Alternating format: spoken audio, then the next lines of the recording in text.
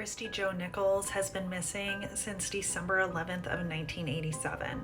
On December 10th, 1987, Christi and her husband of 3 years, Mark Nichols, left their 2 children with a babysitter and went to a bar in Gothenburg, Nebraska. After midnight, so the next day, December 11th, Mark came home and paid the babysitter in cash, which was unusual because it was usually Christi who greeted and paid the babysitter, and she usually paid the babysitter with a check. The babysitter found this suspicious and later said that she did not believe that Christi even came home with Mark at all. However, Mark has refuted this, saying the babysitter is mistaken. She probably just didn't see Christi, but Christi did come home that night. However, that same day, December 11th, Mark reported Christi as a missing person. He claimed that they argued after they came home that night until around 2 a.m. and then he went to sleep. And he said he woke up at 7 a.m. when the children woke up and he realized that Christi was missing. However, at 9:30 a.m., Christi's mother called the home and Mark lied to her, saying Christi was still asleep in bed. And later he said he did this so her mother would not worry about her. Later that morning, allegedly, Mark drove around and spent 2 hours looking in the area for Christi. However, that has not been able to be corroborated with anybody.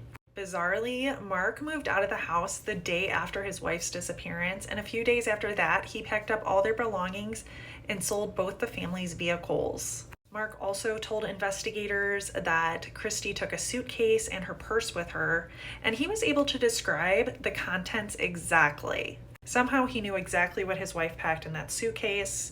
He said jeans, a sweater, a bra, a jacket, a hairbrush, a pen, a lighter, amongst other things. And now both the suitcase and the purse, with everything he described still inside, were found at an Interstate 80 rest stop near Maxwell, Nebraska in March of 1988. Authorities stated it looked as if whoever placed them there had wanted them to be found. Mark and Christi had been having marital problems. Allegedly, Mark was physically abusing her. Christi once had to go to the hospital from these injuries, and she went to see an abuse counselor. 2 days before her disappearance, Christi met with a divorce attorney. The attorney later said it appeared Christi was extremely stressed and had looked to have been beaten recently. The attorney advised her to not go back to the home she shared with Mark, but she refused to do that and did return to that home. In 1990, Mark filed for divorce from Christi on grounds of desertion. He took a polygraph about her disappearance in 1987, but the results were inconclusive. Foul play is suspected in her disappearance, and it is believed that she is deceased. Mark is the only person of interest in Christi's disappearance. Trace amounts of Christi's blood were actually found on the floor of her bedroom and in the trunk of Mark's vehicle. Her case remains unsolved.